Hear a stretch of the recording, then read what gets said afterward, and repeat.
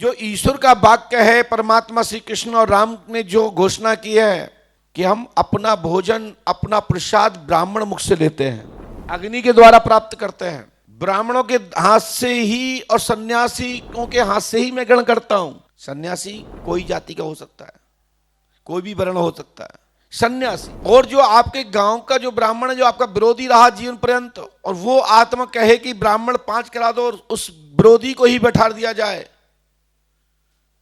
तो आत्मा तृप्त नहीं होगी। क्यों नहीं होगी? क्योंकि उसको पता है कि इससे हमारा जीवन भर संघर्ष रहा है। तो हमारे यहां श्राद्ध क्रम में संबंधित व्यक्ति का जिसका श्राद्ध होता है उसको श्राद्ध में बुलाया नहीं जाता, क्योंकि उसमें वो प्रेत और भयंकर गुस्सा हो जाएगा कि मेरे शत्रु को बुला लिया। परंतु वो यदि वो उसमें अंदर धीरे धीरे वो भूत योनि से वो प्रेत योनि में जाता है तो परिवर्तित हो जाएगा। नहीं, हमें ब्राह्मण से मतलब है, तो वहां ब्राह्मण यदि वो पाएगा तो वो संतुष्ट तो हो जाएगा, लेकिन भयंकर गुस्सा आएगी। बताओ, मेरे मरने के बाद मेरे बच्चों ने मेरे ही दुश्मन को भोजन करा दिया, जिसकी ताकत नहीं थी मेरे जिंदा में सामने आ जाता। वो गुस्सा हो जाएगा, तिलमिला बैठेगा। जैसे आप लोग कभी कोई आपका शत्रु बच्चा लेके आ जाए तो आप लोग तिलमिला जाते हो ना, ये बड़ा नालायक आदमी है, दुश्मन को लाया धौरी पर, इससे दोस्ती कर ली। ऐसे भूत भी नाराज हो जाते हैं। इसलिए श्राद्ध में बहुत सारे व्यवस्था बताई गई हैं, किसको कराना है, किसको जिलाना है, किसको बुलाना है, कैसे श्राद्ध करें। किसी ने मुझे लिखा कि पितरों को क्या पसंद है क्या नहीं है। तो सत्य यह है कि पितर लोग मुक्ति चाहते हैं, मोक्ष चाहते हैं, और पुनः मानव रूप में आकर प्रायश्चित करने की इच्छा रखते हैं, परंतु ऐसा हो नहीं पाता। क्यों? क्योंकि उनका पाप पुण्य कैसा है उसके आधार पर आगे के रास्ते चौराहे हैं। उन सबको, जैसे कभी आपने सांप सीढ़ी खेला, जो सर्प होता है सीढ़ी चढ़ता है और आगे वाला डस लेता है तो वहीं गिर जाता है। तो कितने बार तुम सीढ़ी से गिरे, कितने बार आप उतरे, ये सब कैलकुलेशन होता है। उस कैलकुलेशन के आधार पर ही आप उस गेम को जीत पाते हैं।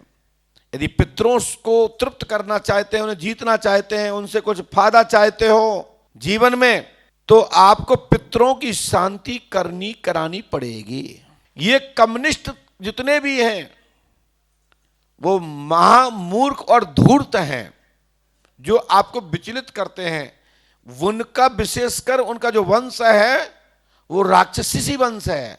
जो हमारी भारतीय संस्कृति परंपरा, हमारे पूर्वजों के वेद शास्त्र पुराणों के अंतर्गत जीवन नहीं जीते, मैं उन्हें सबको धूर्त ही समझता हूं और उन्हें ही मैं राक्षस की कोटि का सदस्य समझता हूं कि राक्षस भी इसी वंश के होंगे।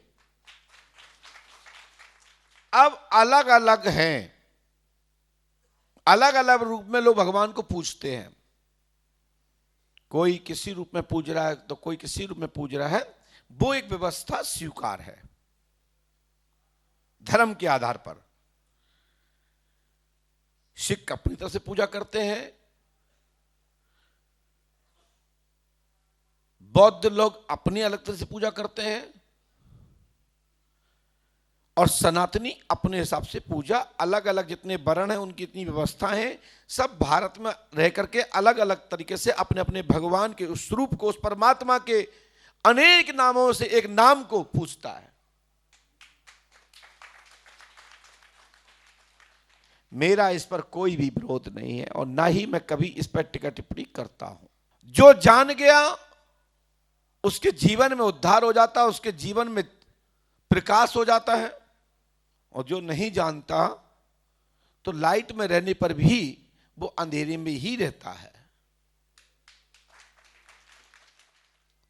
अपने धर्म में रह करके धर्म की व्याख्या को करना चाहिए, उसको समझना चाहिए, उसी रास्ते चलना चाहिए और राष्ट्र हितकार करना चाहिए। जो हनुमान जी की सहायता से विभीषण को लंका का राज मिला, विभीषण लंका के राजा हुए, पितरों ने आशीर्वाद दिया, लेकिन राष्ट्रद्रोह होने के कारण कहीं भी विभीषण की पूजा नहीं होती है।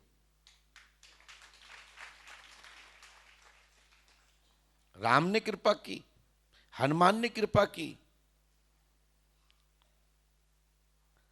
सबका आशीर्वाद मिला, लंका में पूजित हुआ, सिंहासन बैठ गया, तिलक हो गया, अमर भी है। लेकिन बताओ कहीं भी विभीषण का नाम पूजा में आता? पूजा होती मंदिर है विभीषण का, लेकिन कार्य बहुत बड़ा किया।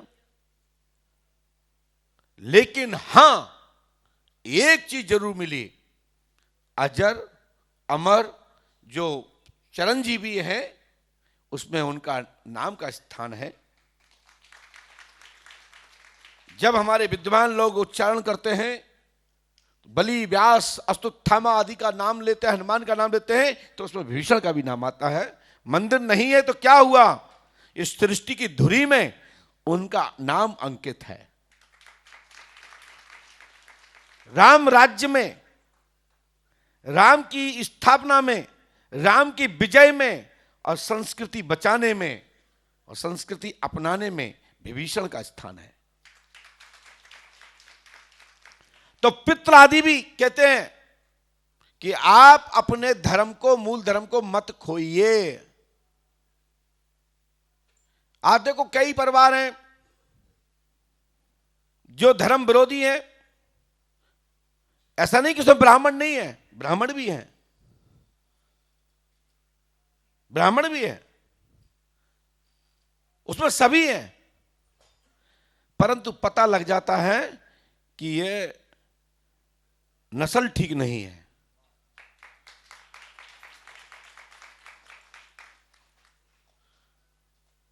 इसलिए मैं कहना चाहता हूं, अपनी संस्कृति से प्यार करो, अपने गुरु से प्यार करो, अपने राष्ट्र से प्यार करो, अपने परिवार से प्यार करो, उसी में ही तुम्हारा कल्याण है। तो आपको क्या करना है, पितरों को जरूर मुक्त कराइए। जो पड़े हैं, कैद पड़े हैं,